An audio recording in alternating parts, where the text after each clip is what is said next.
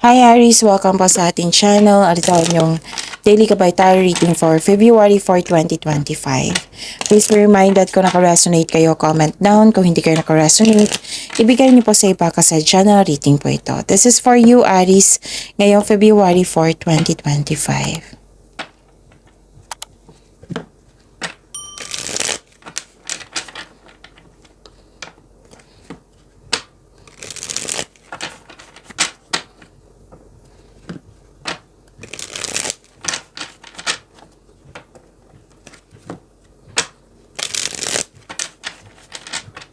Para po ito sa inyo Aries ngayong February 4, 2025. Maraming salamat po sa inyong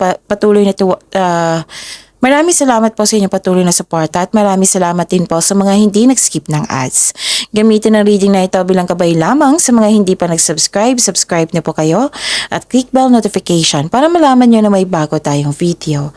Para sa mga gusto magpa-reading po, may lumabas dyan sa screen nyo ngayon. Panoorin nyo po. Oo, asuntin ng instruction. Spirit Guide, mga ganap po para kay Aries ngayong February 4, 2025. I need 3 cards po.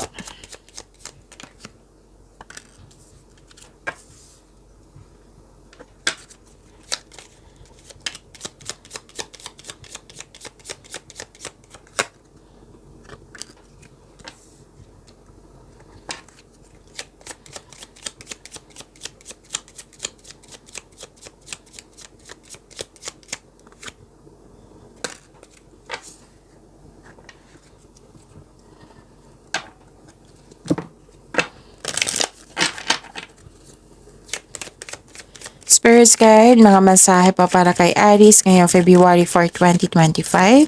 I need 2 cards po.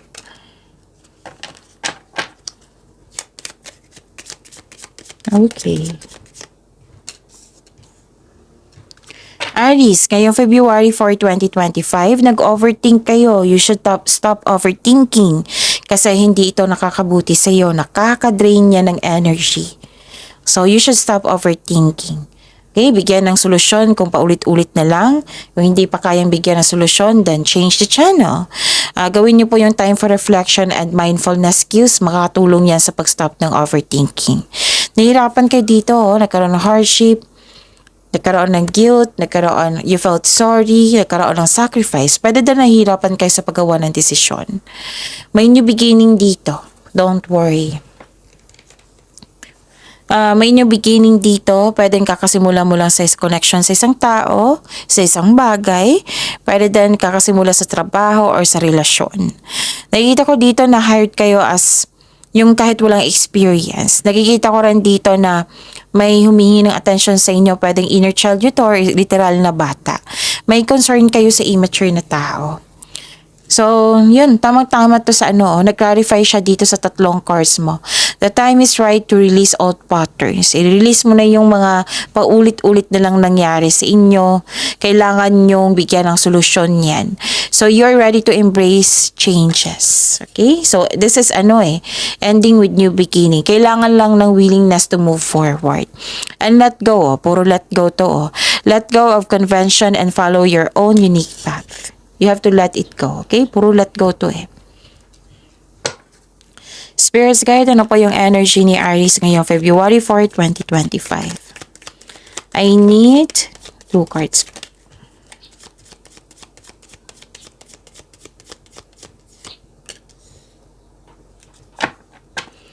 And the clarification of this card po.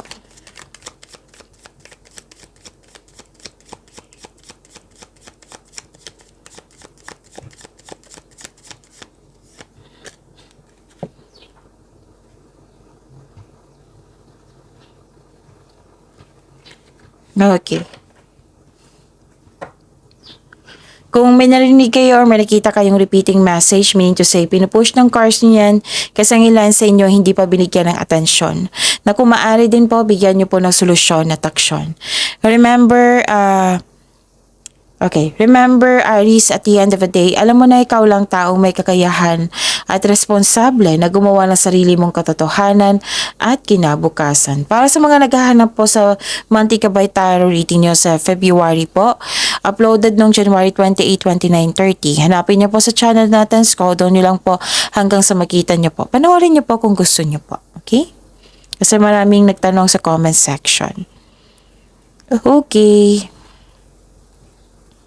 Nakikita ko dito, this is your energy. Nakikita ko dito na nagkaroon po ng you're clinging to the past, refusing to change, hindi mo gusto yung pagbabago, gusto mo yung nakaraan, parang napipilitan ka sa pagbabago dito. Nilalaban mo ang pagbabago, natatakot ka sa changes dahil hindi mo gustong mag-move on. Gusto mong bumalik sa nakaraan. You may feel anxious and stressed. Hindi mo na alam kung bakit ito nangyari. So, ending the situation means new opportunity is coming. A new beginning, it might be uncomfortable kayo sa mga nangyari ngayon, sa mga pagbabago po ngayon. So, let go. Another card na naman dito. Nagsabi ng let go. Let go and trust the universe and trust yourself. Okay?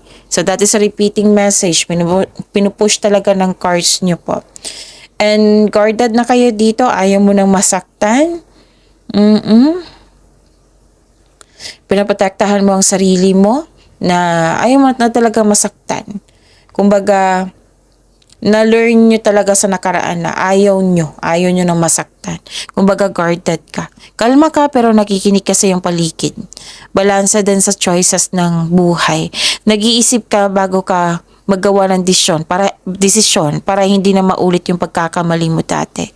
So, this card asks you to seek help or ask support. Pero mas the best way kung ikaw mismo yung haharap at magbigay ng solusyon. Okay? Spirits guide, career and money po ni Aries ngayong February 4, 2025.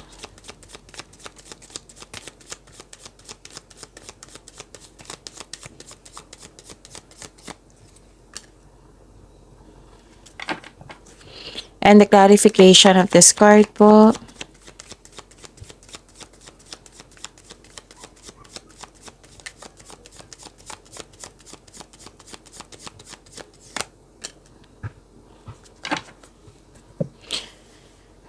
Sa career and money niyo po, Aries. Nakikita ko dito na nagkaroon po ng may parating na opportunity sa inyo. So, claim niyo ito. Pero nagkaroon ka ng dito parang na-confuse, nag-hesitate kayo. Let's say natatakot ka mag-apply ng trabaho. So, this card tells you na to step forward. Pakita mo sa kanila na available ka at interested ka sa offered position. Basta may opportunity dito na nagkaroon ka ng hesitation. Yung parang nabibigatan, nahihirapan ka sa paggawa ng desisyon kung tatanggapin mo ba or hindi. Offer puro offer nakikita ko dito. And this is success and new doors opening. So, claim nyo ito, Aries. This is collaboration and expansion. May offer nga na negosyo dito, some of you. So, this is a sign na mag-start kayo to own a business. So, increase confidence Kailangan mong labanan yung takot mo. And this will lead you to grow and expand. Work your skills. And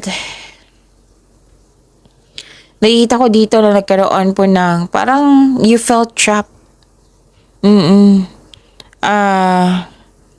Okay.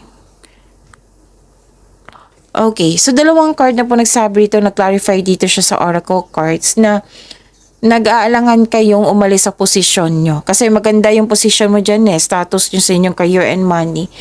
May offer, nag-aalangan kayo kung tatanggapin mo ba ito. Talaga bang magla-level up ako? Ganon. May ganyan nagkanap. Okay? Ang ilan sa inyo may problema sa kaperahan.